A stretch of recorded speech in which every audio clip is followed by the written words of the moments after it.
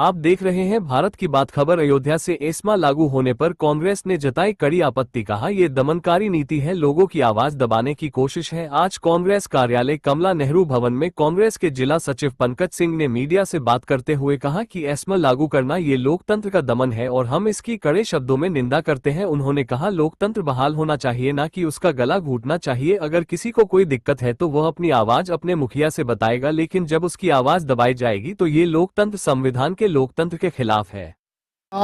जो भी भारतीय जनता पार्टी की हिंदुस्तान में है, यह अंग्रेजों की मानसिकता और हिटलरशाही से उपजी हुई एक सरकार है, जिसने कभी देश के लिए जो है काम नहीं किया, देश की स्वतंत्रता के लिए कभी काम नहीं किया। ये वो देश को स्वतंत्र और विकसित कैसे देख सकते हैं? वो जो तिरंगे का विरोध में शामिल रहे, जो तिरंगे को 52 साल तक अपने कार्यालय पर लहरा नहीं पाए, तिरंगे को अपना नहीं पाए, और बीच में 3 नौजवान लड़कों ने उनके कार्यालय पे तिरंगा फहरा दिया था, नाम मुझे नहीं याद है, उनके खिलाफ इन्होंने मुकदमा किया था। 14 सालों तक वो मुकदमा लड़ते रहे, फिर बाद में वो बरी हुए। ऐसे लोगों से आप आशा कैसे करते हैं कि लोकतंत्र बचे? जो कार्रवाई हुई, क्या जरूरत पड़ेगी सरकार? देखिए, सरकार को ज़रूरत नहीं है। सरकार चाहती है कि जनता दमनकारी नीतियों से दबी रहे, कुचली रहे। सरकार से वो सवाल ना पूछे।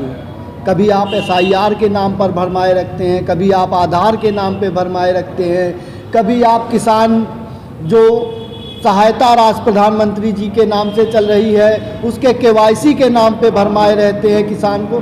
तो ये केवल चाहते हैं कि आप इसी में भरमे रहिए। स्वास्थ्य, शिक्षा, चिकित्सा, रोजगार, इन पर आपका कहीं ध्यान ना हो, देश के विकास पर कहीं ध्यान ना हो, ये लूटते रहें और अपनी मनमानी करते रहें। इस कार्रवाई को किस तरह देख रहे हैं? इस कार्रवाई को हम लोग पूरी दमनकारी नीतियों से देख रहे हैं।